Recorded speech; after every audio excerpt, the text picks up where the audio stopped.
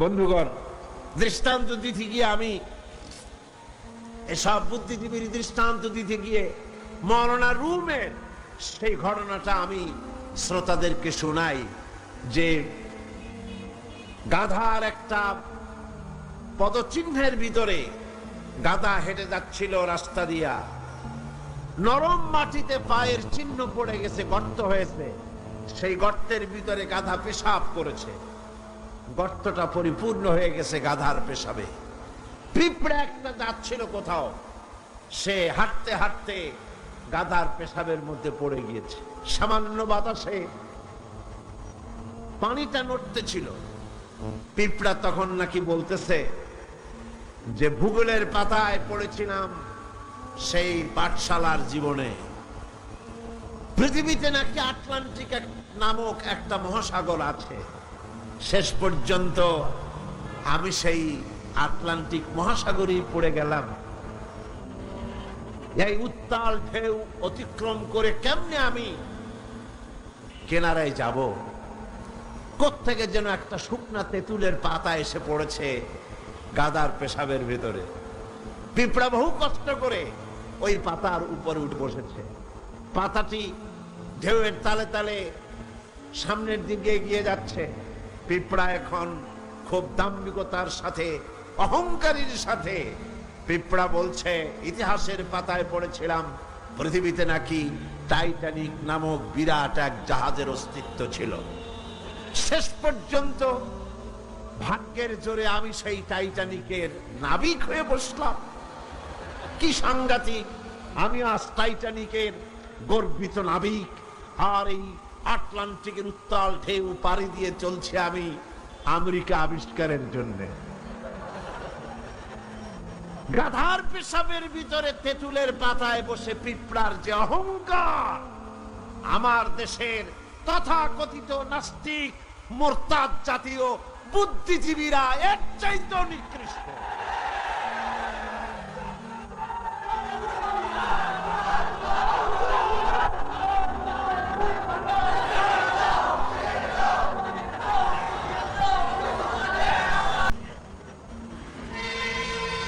সৃষ্টিকুলের মধ্যে নাস্তিক এবং মোরতাদরা হচ্ছে সবচেয়ে নিকৃষ্ট, যারা আল্লাহকে অস্বীকার করেছে। ইমানদারেরা হলো, আমি প্রথমেই বলেছি, পৃথিবীর মধ্যে কোরআনের আয়াত দিয়ে বলেছি, পৃথিবীতে শ্রেষ্ঠ কারা? ইমানদারেরা। চিল্লায় কোন পৃথিবীতে পৃথিবীর শ্রেষ্ঠ মানুষ কারা? আর ওই মোরতাদ আহমদ শরীর বলেছে মুসলমানেরা হচ্ছে ইতর, নাস্তিকরাই হলো সবচেয়ে ভালো মানুষ, আর আস্তিক যারা আল্লাহরে মানে তারা হলো সবচেয়ে নিকৃষ্ট মানুষ। আর আল্লাহ বলছেন পৃথিবীতে ইমানদারেরা শ্রেষ্ঠ মানুষ কারা? ইমানদার। এবার আল্লাহর ভাষায় শুনুন, পৃথিবীর শ্রেষ্ঠ মানুষ কারা, তাও আল্লাহর ভাষায় শুনেছেন। এবার আল্লাহর ভাষায় শুনুন, এই পৃথিবীতে নিকৃষ্ট মানুষ কারা? আল্লাহ পাক বলেন, ইন্না শাররাদ দাওয়াবি ইনদাল্লাহিল্লাযীনা কাফারু ফাহুম লা ইউমিনুন। আল্লাহ পাক বলেন, এই পৃথিবীর বুকে বিচরণশীল জীবদের মধ্যে সবচাইতে নিকৃষ্ট প্রাণী বা জীব হচ্ছে তারা যারা নাকি ঈমান আনে নাই। যারা ঈমান আনে নাই তারাই হলো, অর্থাৎ যারা নাস্তিক, যারা মুরতাদ, তারা হলো পৃথিবীর, যারা কাফের, তারা হচ্ছে পৃথিবীর সবচাইতে নিকৃষ্ট প্রাণী। এই পৃথিবীতে বিচরণশীল জীব প্রাণী যত আছে আল্লাহর দৃষ্টিতে নিকৃষ্ট হচ্ছে কারা? নাস্তিক এবং মুরতাদ। এদের জন্য শাস্তি আল্লাহ রাব্বুল আলামিন বলেন, কাফির দুনিয়া এবং আখিরাতের উভয় জায়গায় শাস্তি তারা পাবে, কোন জায়গায় তাদের শান্তি হবে না। ফাআম্মাল্লাযীনা কাফারু ফাউআযিবুহুম আযাবান শাদীদান ফিদ দুনিয়া ওয়াল আখিরাহ ওয়া মা লাহুম মিন নাসিরিন।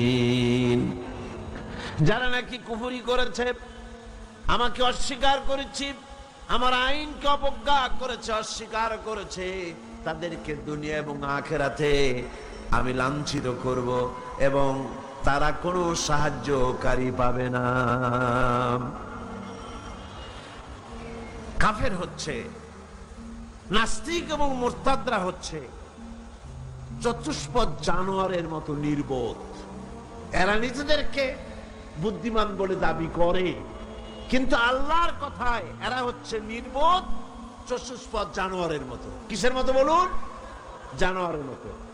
আল্লাহ পাক বলছেন, আল্লাহ পাক বলেন, ওয়ামাসালুল্লাযীনা কাফারু কামাসালিল্লাযী ইয়ানঈকু বিমা লা ইয়াসমাউ ইল্লা দুআআন ওয়া নিদাআ সুম্মুন বুকুমুন উমিয়ুন ফাহুম লা ইয়াকিলুন।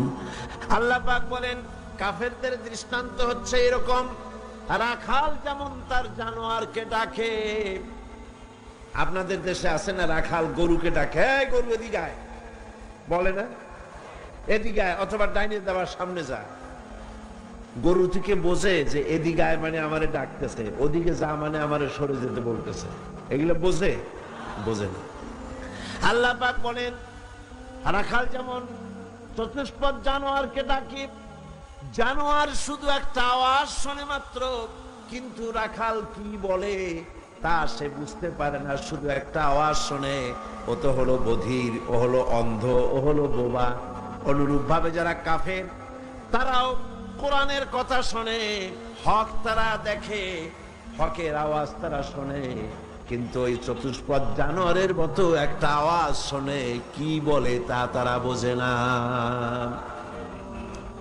অন্তর থাকতে, বিবেক থাকতে তারা হককে বোঝে না, চোখ থাকতে হককে দেখে না, কান থাকতে হকের কথা তাদের কানের মধ্যে ঢুকে মনের গহীনে বুঝে, মনের গহীনে পৌঁছে, সেটার অনুসরণ তারা বোঝে না, চিন্তাও করে না। এদের অবস্থা হলো উলাইকা কাল আনআম, এরা হলো চতুষ্পদ জানোয়ারের মতো। আল্লাহ পাক বলেন, শুধু জানোয়ার বললে হয় না, বালহুম আদাল, বরং জানোয়ারের চাইতেও নিকৃষ্ট। যারা নাকি কাফের, যারা নাস্তিক, যারা মুরতাদ, তারা জানোয়ারের চাইতেও নিকৃষ্ট, চতুষ্পদ জন্তুর চাইতেও খারাপ। কাফের নাস্তিক মুরতাদদের সারা জীবনের সাধনা নিষ্ফল। কোরআন বলছে, ভালো করে শোনে, কোরআন বলছে যারা কাফের, ঈমান যারা আনে নাই, যারা নাস্তিক, যারা মুরতাদ, তাদের সারা জীবনের সমস্ত সাধনা সব কি? ব্যর্থ, নিষ্ফল। আল্লাহ পাক বলেন, ওয়াল্লাযীনা কাফারু আ'মালুহুম কাসারাবিন বিকিআতিন ইয়াহসাবুহুল যামআনু মা হাত্তা ইযা জাআহু লাম ইয়াজিদহু শাইআ। আল্লাহ পাক বলেন, কাফেরদের আমল হলো এরকম, যারা নাকি আমাকে অস্বীকার করেছে, তাদের আমল, তাদের কাজগুলি অবস্থা এমন, যেমন মরুভূমির ভিতরে মরুচারীরা পথ চলতে গিয়ে দূরে দেখতে পায় পানি আছে, মনে করে, পানি মনে করে তার কাছে যায়। যখন কাছে চলে গেল, যারে পানি মনে করেছিল, হাত্তা ইযা জাআহু লাম ইয়াজিদহু শাইআ, যাকে পানি মনে করেছিল, কাছে গিয়ে দেখলো কিছুই পেল না, পানি নাই। আছেন এরকম? মরিচিকা বোঝেন? এই যে চৈত্র মাস, বৈশাখ মাসের যখন প্রচন্ড রোদ হয়, তখন পিচ ঢালা রাস্তার উপরে দেখবেন দূরের থেকে মনে হবে যেন পানি চিকচিক করছে। আসলে কি পানি? না। মরুভূমির উপরে পথ চলতে গিয়ে ওইরকম দেখা যায়, বিরাট জলাশয়, মনে হবে অনেক পানি আছে ওখানে। যখন কাছে যায়, কাছে গিয়ে প্রাণান্ত হয় ওখানে গিয়ে পানিটা পান করার জন্য। আল্লাহ বলেন, কাছে যখন যায়, হাত্তা ইযা জাআহু লাম ইয়াজিদহু শাইআ, কাছে গিয়ে তখন কিছুই পায় না। এইভাবে মরিচিকার ভেতর মরিচিকা দেখে মরুচারীরা যেমন পানির জন্য ছুটে যায়, পানি পায় না, প্রাণান্ত হয়ে যায়, কাফির বেঈমান নাস্তিক মুরতাদরা তাদের সমস্ত জীবনের আমলগুলি এভাবে নিষ্ফল, কোনো দাম নাই, কোনো মূল্য নাই। তারা নিজেদের তৈরি করা মতবাদকে শান্তি আছে বলে মনে করে, শেষ পর্যন্ত দেখে কিছুই নাই। যেমন কমিউনিজম ৭২ বছর ধরে পৃথিবীকে কিছুই দিতে পারে নাই, জ্বালা দিয়েছে, যন্ত্রণা দিয়েছে, কষ্ট দিয়েছে, হতাশা দিয়েছে, ক্ষুধা দিয়েছে, দারিদ্র দিয়েছে, নির্যাতন করেছে, নিষ্পেষণ করেছে, মানুষের জন্য ভালো কিছুই করতে পারে নাই। বলেন পেরেছে নাকি? কি বলেন পেরেছে? সুতরাং এভাবে গরিব ওরা মনে করে ভালো, আসলে তো ভালো না। আসল ভালো তো আল্লাহ রাব্বুল আলামিন যেটা বান্দার জন্য করেন, এর থেকে ভালো আর কিছু হতে পারে না। কি বলেন? পারে? পারে না। সুতরাং আজকে মূল ব্যাপারটা হলো এই যে নাস্তিক এবং মুরতাদ সবচাইতে পৃথিবীর কপাল পোড়া। এরা সব বিশ্বাস করে কিন্তু আল্লাহরে বিশ্বাস করে না। নাউযুবিল্লাহ। আমি বুঝি না যে এদের মাথায় কি ঘিলু আছে কি নাই। একটা মাইক দেখলে, এই যে বিরাট মাইকগুলি আমার সামনে, অনেকগুলি মাইক আমার সামনে আছে, দেখলে কি মনে হয়? যেটা এমনি এমনি হয়েছে? বলেন আপনারা, কি মনে হবে? এমনি এমনি হয়েছে? এই বিশাল প্যান্ডেল দেখলে কি মনে হয়? যে কয়েকজন আলেম এখানে বসে কি একটা দোয়া দুরূদ পড়ে ফু দিছে, আর অমনি প্যান্ডেলটা হয়ে গেছে। এই যে আলোয় ঝলমলে বিশাল মাহফিল, কি মনে হয় যে কেউ ফু দিল আর অমনি হয়ে গেল? এই ছোট্ট ঘড়িটা দেখলে কি মনে হয়? এমনি এমনি হয়েছে? ছোট্ট একটি ঘড়ি দেখলে মনে হয় কেউ বানিয়েছে, টেবিল দেখলে মনে হয় কেউ বানিয়েছে, মাইক দেখলে মনে হয় কেউ বানিয়েছে, এতটুকুন একটা প্যান্ডেল দেখলে মনে হয় কেউ বানিয়েছে। কিন্তু দুর্ভাগ্যের বিষয়, তথাকথিত বুদ্ধিজীবী আর এই নাস্তিক মুরতাদগুলি এমনই কপাল পোড়া, ওই বিশাল আকাশ দেখার পরে মনের ভিতরে তারা এটা বোঝে না যে এর পেছনে একজন স্রষ্টা আছে, যার নাম আল্লাহ রাব্বুল আলামিন। তারা বলে আকাশের স্রষ্টা নাই, জমিনের স্রষ্টা নাই, মানুষের স্রষ্টা নাই, সব নাকি এমনি এমনি হয়েছে। যেরকম নাউযুবিল্লাহ। এই চিন্তার সংকীর্ণতা, এই জন্য কাফেরদের অনুযায়ী তাদের জীবনের সমস্ত আমালগুলি বরবাদ হয়ে যাবে। আর কুফরি অবস্থায় তারা যদি তওবা না করে, কাফেরেরা, মুরতাদরা, নাস্তিকরা তওবা করে যদি ঈমানের পথে ফিরে না আসে, তাহলে তাদের মৃত্যুর পর তাদের উপরে লানত সকলের, আল্লাহ, ফেরেশতা সকলের লানত। আল্লাহ পাক বলেন, ইন্নাল্লাযীনা কাফারু ওয়া মাতু ওয়া হুম কুফফারুন উলাইকা আলাইহিম লা'নাতুল্লাহি ওয়াল মালাইকাতি ওয়ান নাসি আজমাইন। যারা নাকি কাফের, আমাকে অস্বীকার করেছি, আমার আইনকে অস্বীকার করেছে, আমার সঙ্গে বিদ্রোহিতা পোষণ করেছে, আর এই অবস্থায় যদি তার মৃত্যু হয়ে যায় কবরি হালতে, তাহলে আল্লাহ, ফেরেশতা এবং সমস্ত সৃষ্টিকুলের লানত তার উপরে। জোরে কর নাউযুবিল্লাহ।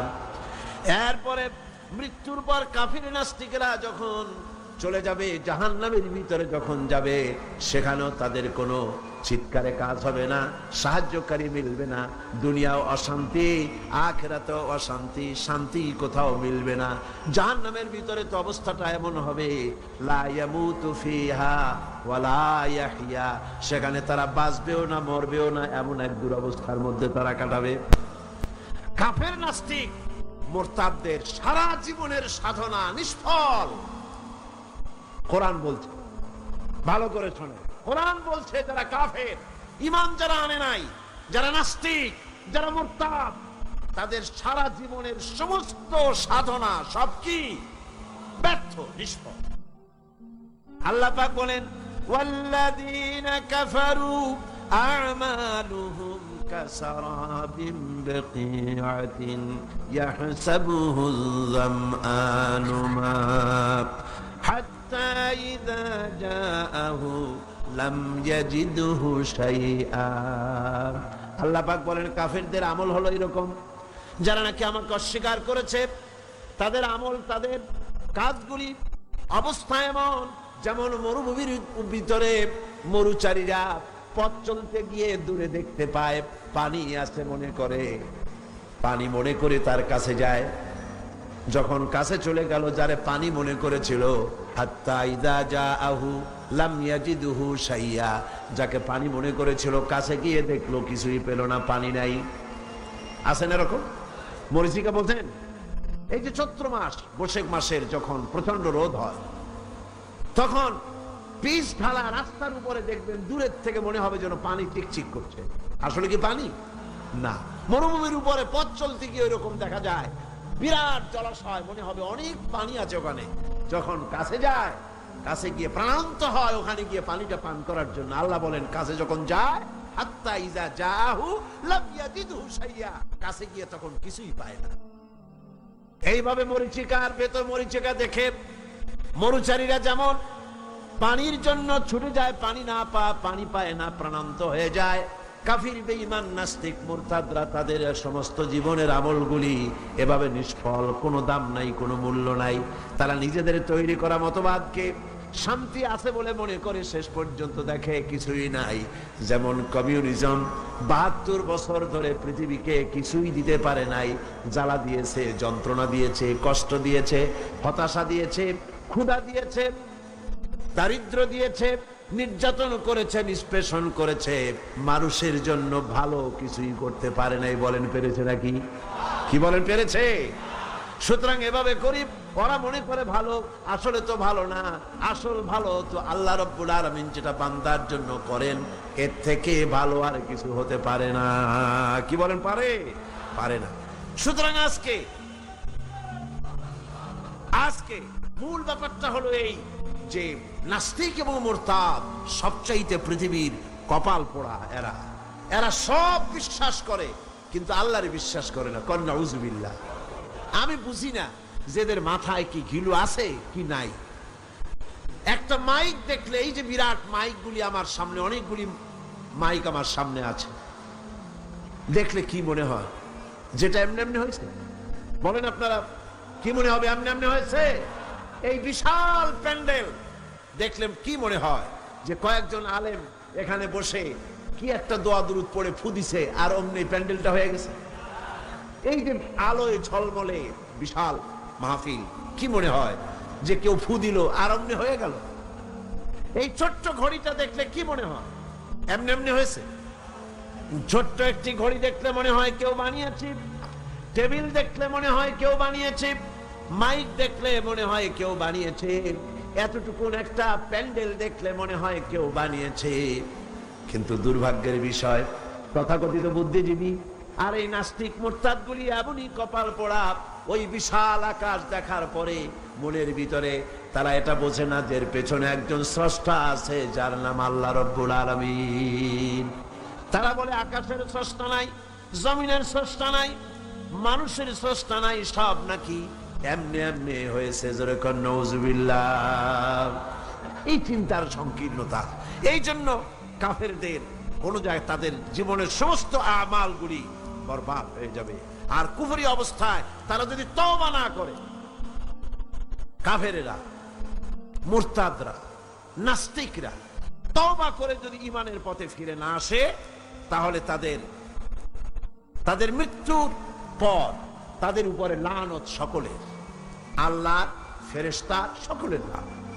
আল্লাহ পাক বলেন ইন্নাল্লাযীনা কাফারু ওয়া মাতু ওয়া হুম কুফফারুন উলাইকা আলাইহিম লা'নাতুল্লাহি ওয়াল মালাইকাতি ওয়ান নাসি আজমাইন। যারা নাকি কাফের, আমাকে অস্বীকার করেছে, আমার আইনকে অস্বীকার করেছে, আমার সঙ্গে বিদ্রোহী, বিদ্রোহিতা পোষণ করেছে। আর এই অবস্থায় যদি তার মৃত্যু হয়ে যায় কুফরি হালতে, তাহলে আল্লাহ, ফেরেশতা এবং সমস্ত সৃষ্টিকুলের লানত তার উপরে, জোরে কর নাউজুবিল্লাহ। এরপরে মৃত্যুর পর কাফির নাস্তিকরা যখন চলে যাবে, জাহান্নামের ভিতরে যখন যাবে, সেখানেও তাদের কোনো চিৎকারে কাজ হবে না, সাহায্যকারী মিলবে না। দুনিয়াও অশান্তি, আখিরাতেও অশান্তি, শান্তি কোথাও মিলবে না। জাহান্নামের ভিতরে তো অবস্থাটা এমন হবে, লা ইয়ামুতু ফিহা ওয়ালা ইয়াহইয়া, সেখানে তারা বাঁচবেও না মরবেও না, এমন এক দুরবস্থার মধ্যে তারা কাটাবে। সেখানে বসে তারা ওয়াহুম ইয়াস্তারিখুনা ফিহা ربنا أخرجنا نعمل صالحا غير الذي كنا نعمل। সেই জাহান্নামের ভিতরে বসে তারা চিৎকার করবে আর বলবে, রব্বুল আলামিন, মেহেরবানি করে আমাদের কি আর একবার জমিনে পাঠায় দাও। এইবার যদি পৃথিবীতে ফিরে যেতে পারি, ভালো ভালো কাজ করব, অন্যায় কাজ আর করব না, সুবিশাব হয়ে যাব, নামাজ পড়ব, দিনদার হব, ইমানদার হব। আল্লাহ বলবেন, আওয়ালাম নুআম্মিরুকুম, আমি কি হায়াত দিয়েছিলাম না? করলে তার ভিতরে বহুত কিছুই করতে পারতে, আর তোমাদের কাছে সতর্ককারীও এসেছিল, তা তোমরা মানো নাই, ঈমান আনো নাই। আজকে চিৎকার মেরে কোনো কাজ হবে না। ফাযুকু ফামা লিয-যালিমিনা মিন নাসীর, এই পাপের শাস্তি এখন ভোগ করতে থাকো, তোমাদের জন্য কোনো সাহায্যকারী তোমরা পাবে না, কোনো সাহায্যকারী পাবে না। জাহান্নামের আগুনই একমাত্র তোমাদের স্থান। জোরে কর নাউজুবিল্লাহ, জোরে বলেন নাউজুবিল্লাহ। কাফেররা দৃশ্যত যদি কোনো ভালো কাজ করেও, তা কখনো মুমিনদের কাজের সমান হবে না। কাল সুবহানাল্লাহ। কাফেররা ভালো কাজ করে না? করে কি না? করে। কিছু তো ভালো কাজ করে, অনেক ভালো কাজ করে। ভালো কাজ, ভালো কাজ মানে কি? মানুষের কল্যাণের জন্য, জীবের কল্যাণের জন্য অনেক ভালো কাজ কাফেরেরাও করে। কিন্তু কাফেরদের ভালো কাজ কখনো মুমিনের ভালো কাজের সমান হবে না।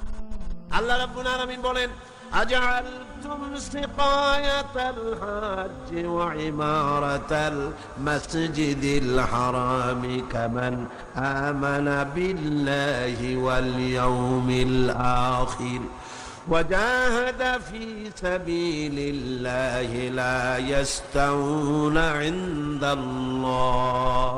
আল্লাহ পাক বলেন, হাজীদের পানি পান করায়া আর মসজিদে হারামের খেদমত করে তোমরা কি তাদের সমান হতে চাও যারা নাকি আমার উপর ঈমান এনেছে, পরকালকে বিশ্বাস করেছে আর আমার রাস্তায় জিহাদ করেছে? এই উভয় দল সমান আমার কাছে সমান হতে পারে না। লা ইস্তাউনা ইনদাল্লাহ, আমার কাছে এরা সমান নয়। হাজীদের পানি পান করানো কাফেরেরা পান করাতো আর মসজিদে হারামের খেদমত করতো, এই দিয়ে তাদের মনের মধ্যে একটা ফখর ছিল যে আমরাও তো মুসলমানের চাইতে ভালো কাজ কম করি না, আমরা হাজীদের পানি পান করাই, হাজীদের পানি পান করাই, তারপরে মসজিদে হারামের খেদমত করি, কম তো কিছু করি না। আল্লাহ বলেন, যারা ঈমান আনলো, যারা আমার আখিরাতকে বিশ্বাস করলো, যারা আমার রাস্তায় জিহাদ করলো, জান দিল, মাল দিল, কখনো এই উভয় দল আমার কাছে সমান নয়। আল্লাযীনা আমানু ওয়া হাজারু ওয়া জাহাদু ফি সাবিলিল্লাহি বিআমওয়ালিহিম ওয়া আনফুসিহিম আ'যামু দারাজাতান ইনদাল্লাহ ওয়া উলাইকা হুমুল ফাইজুন। আল্লাহ পাক বলেন, যারা নাকি ঈমান এনেছে আর আমার রাস্তায় হিজরত করেছে আর জিহাদ করেছে আমার দ্বীনকে প্রতিষ্ঠা করার জন্য, মাল দিয়ে আর জান দিয়ে, আমার কাছে তাদের বিরাট মর্যাদা। আর ওরাই হলো কামিয়াব, ওরাই হলো সফল কাম, কিয়ামতের দিন তারাই সফল হবে। জোরে বলেন সুবহানাল্লাহ। সুতরাং কাফেরদের কোনো ভালো কাজও মুমিনদের কাজের সমান হবে না, এবং ভালো কাজের মূল্যায়ন কিয়ামতের দিন তাদের হবে না, কারণ তারা ভালো কাজগুলি করেছিল নিজেদের সুনামের জন্য, আল্লাহকে সন্তুষ্ট করার জন্য নয়। ভাইয়েরা আমার, ঈমানের এখানেই হচ্ছে ঈমানের এই গুরুত্ব। ঈমান আসল ব্যাপার, জীবনের সবচাইতে গুরুত্বপূর্ণ বিষয় হলো ঈমান। আল্লাহর উপরে ঈমান এনে সেই ঈমানের উপরে নিজেদেরকে যদি টিকায় রাখা যায় আল্লাহর উপরে ঈমান এনে সেই ঈমান অনুযায়ী আল্লাহর হুকুম অনুযায়ী যদি জীবন পরিচালনা করা যায়, এটার নামই হচ্ছে ঈমান। এই ঈমানের গুরুত্ব কোরআন শরীফে সর্বাধিক দেওয়া হয়েছে। একটু জোরে সোরে দরুদ শরীফ পড়েন। সালাতুন ইয়া রাসূলুল্লাহ আলাইকুম, সালামুন ইয়া হাবিবাল্লাহ আলাইকুম, সালাতুন ইয়া রাসূলুল্লাহ আলাইকুম, সালামুন ইয়া হাবিবাল্লাহ আলাইকুম। ভাইরা আমার, সুতরাং ঈমানের মূল দাবি হচ্ছে আল্লাহর আনুগত্য করা এবং ইসলামের পূর্ণ আনুগত্য করা। আল্লাহ রাব্বুল আলামিন কোরআনে কারীমের মধ্যে বলেছেন, ইয়া আইয়ুহাল্লাযীনা আমানু দুখুলু ফিস-সিলমি কাফা ওয়ালা তাত্তাবিউ খুতুওয়াতিশ শাইতান ইন্নাহু লাকুম আদুউম মুবিন। আল্লাহ পাক বলেন, হে বিশ্বাসীরা, হে ঈমানদারেরা, ইসলামের ভিতরে শুধু ঈমানের দাবি করলে হবে না, ইসলামের মধ্যে পরিপূর্ণরূপে দাখিল হয়ে যেতে হবে। পরিপূর্ণভাবে 16 আনা দাখিল হওয়া লাগবে, অল্প একটু হলে হবে না। এই কথাটা আল্লাহ কাদেরকে বলছেন? মুমিনদেরকে। বলুন, কাদেরকে বলছেন? মুমিনদেরকে বলছেন। মুমিনদেরকে বলা হচ্ছে উদখুলু ফিস-সিলমি কাফা, সিলমের মধ্যে, ইসলামের ভিতরে 16 আনা দাখিল হও। একটু একটু হলে হবে না।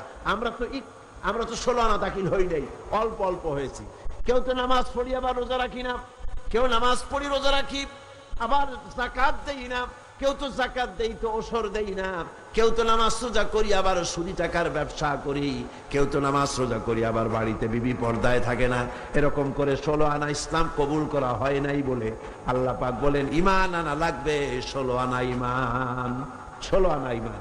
এই 16 আনা ঈমানকে বুঝাবার জন্য আমি দৃষ্টান্ত দেই যে আপনি যদি শীত লেগেছে বলে একটা শেরওয়ানি পরলেন, ওই শেরওয়ানিটা যখন গরম লাগলো তখন অনেক সময় দেখা যায় শেরওয়ানির একটা হাতার মধ্যে একটা হাত ঢুকাইয়া বাকি শেরওয়ানিটা পিঠের উপরে মানুষের ঝুলায় রাখে। এখন এই অবস্থায় তাকে কি বলা যাবে যে শেরওয়ানিটা পুরো সে গায়ে দিয়েছে? অনেকে আবার যদি কেউ প্যান্ট অথবা পায়জামা পরতে গিয়ে একটার মধ্যে পা ঢুকায় দিল, আর একটায় পা না ঢুকাইয়া প্যান্টের বাকি অংশ রাস্তায় রাস্তায় টানতে টানতে আনলো, সে প্যান্ট পরেছে, এটা কি কেউ বলবে? কেউ বলবেন। মসজিদের বাইরে দাঁড়িয়ে মসজিদের জানালার ভিতর দিয়ে মাথাটা মসজিদের মধ্যে ঢুকায় দিয়েছে, কেউ কি বলবে যে লোকটা মসজিদের মধ্যে প্রবেশ করেছে? কেউ বলবে। সুতরাং বোঝা গেল 16 আনা মসজিদে ঢুকলেই সশরীরে মসজিদে ঢুকছেন বলে প্রমাণ হবে। জামাটা সবটা গায়ে দিয়ে প্রমাণিত হবে জামাটা গায়ে দিয়েছেন। পাজামাটা সবটা পরলে বোঝা যাবে পাজামাটা প্যান্টটা সবটা পরেছে। অনুরূপ ভাবে ইসলামের 16 আনাটা মানতে হবে, আপোষ রফা করতে হবে, আল্লাহর হুকুমের সামনে মস্তককে অবনত করে দিতে হবে। আল্লাহ যা বলেছেন প্রশ্নাতীত ভাবে বিনা প্রশ্নে নির্দ্বিধায় আল্লাহর হুকুমের সামনে আইন মেনে নেওয়াটাই হলো মুমিনের কাজ।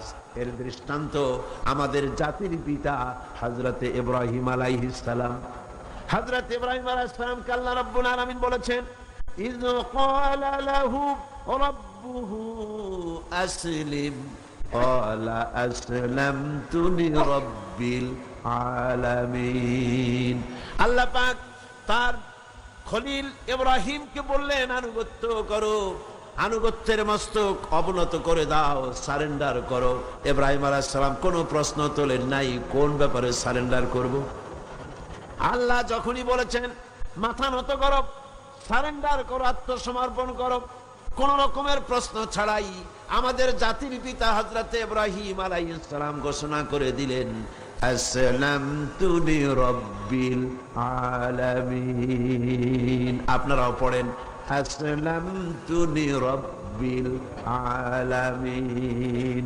সারেন্ডার হয়ে গেলাম, আত্মসমর্পিত হয়ে গেলাম আকাশ এবং জমিনের মালিকের সামনে। এটাই হলো ঈমানের দাবি। এটা কিসের দাবি? ঈমানের দাবি। আল্লাহ যা বলবেন সেটার সামনে মাথা নত করে দেওয়া, এটাই হলো ঈমানের পরিচয়। আজকে ঈমানের পরিচয়ের উপরই আমি কথা বলতেছিলাম। এই ঈমানের পরীক্ষা আল্লাহ রাব্বুল আলামিন ইব্রাহিম আলাইহিস সালামকে দিয়ে যে পরীক্ষা নিয়েছিলেন, গোটা পৃথিবীর মানুষকে তা শিক্ষা দেওয়ার জন্যই এই পরীক্ষা আল্লাহ দিয়েছিলেন। আল্লাহ পাক তাকে অর্ডার করলেন বিবি বাল বাচ্চাকে মরুভূমিতে ছেড়ে আসতে। হযরত ইব্রাহিম আপত্তি করেন নাই, মেনে নিয়েছিলেন। মরুভূমির ভিতরে বিবি বাল বাচ্চাকে ছেড়ে আসতেন, যেখানে খাবার নাই, পরার নাই, যেখানে কাজ নাই, পালা নাই, বাড়ি নাই, ঘর নাই, সেখানে ফেলে দিয়ে আসলেন। আবার এই ছেলে যখন বড় হলো, আল্লাহ রাব্বুল আলামিন অর্ডার করলেন ছেলেকে জবাই করে দাও। ইব্রাহিম আলাইহিস সালাম কোনো আপত্তি করেন নাই, বরং ছেলেকে বলেছেন, ইয়া বুনাইয়া ইন্নী আরা ফিল মানাম আন্নী আযবাহু, আমি স্বপ্নে দেখেছি আমি যেন তোমাকে জবাই করতেছি, এখন তোমার রায় কি আমাকে বলো। ছেলেও বিদ্রোহ করলো না। ছেলে কি পয়গম্বর না? ছেলেও বিদ্রোহ করেন নাই। ছেলে বললেন, ছেলে কিন্তু একথা বলেন নাই, আব্বা আমার মায়ের সাথে আমার বাচ্চা অবস্থায় আপনি ফেলে দিয়ে গিয়েছিলেন, খাবার দেন নাই, পরার দেন নাই, আশ্রয় দেন নাই, রুবুবিয়ত করেন নাই, প্রতিপালন করেন নাই, এখন কোন অধিকারে আমাকে জবাব করতে আসলেন? এ কথা বলেন নাই।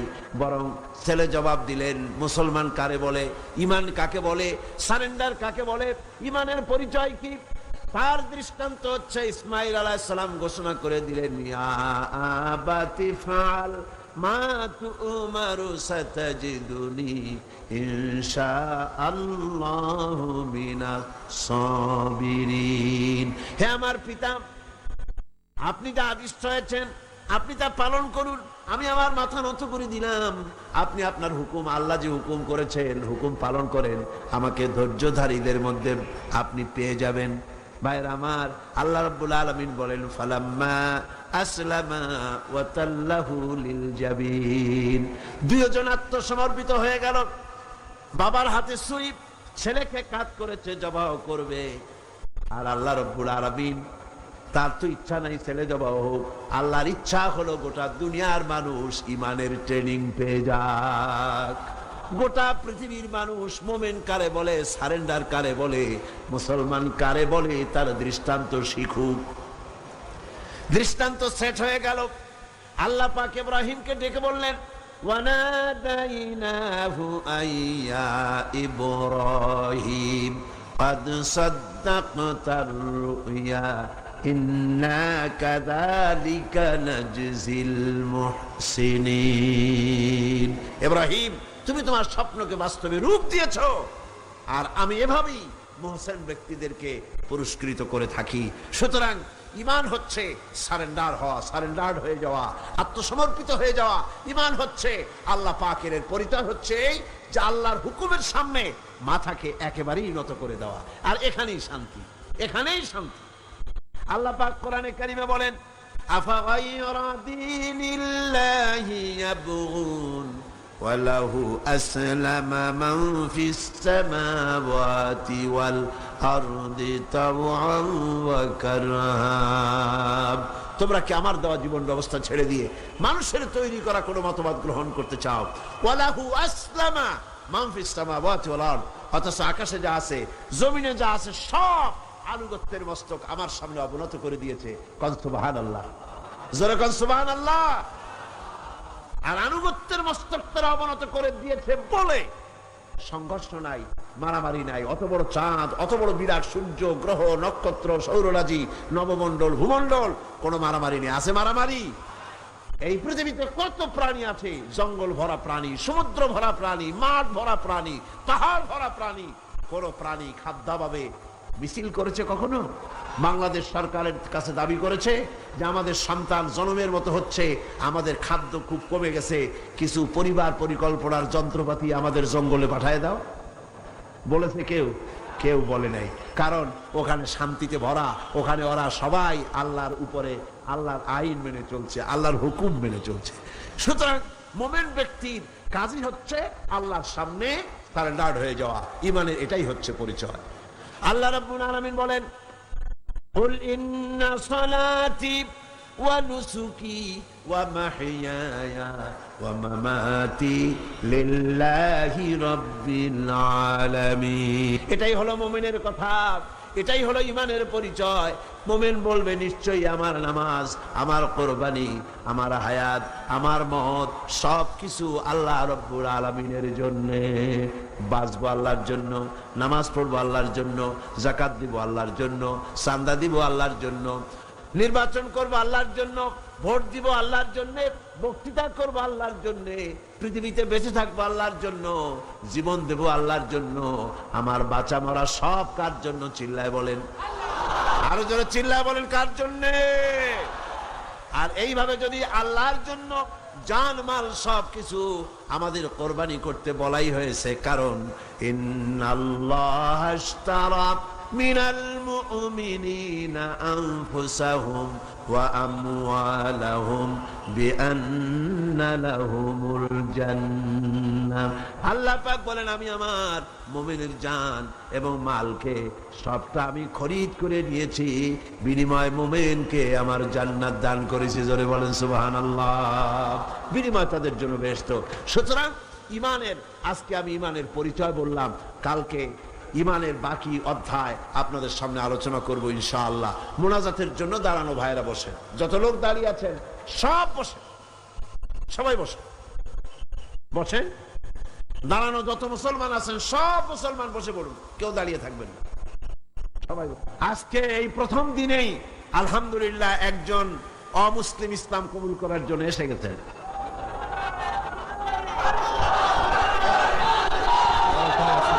জি জি। ওর বয়স কত? বয়স কত? 18।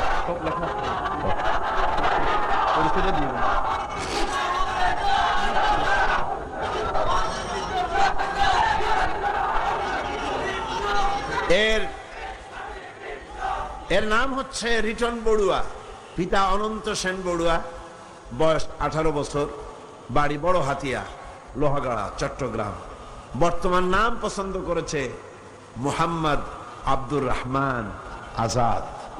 মাশাআল্লাহ, আলহামদুলিল্লাহ বলেন।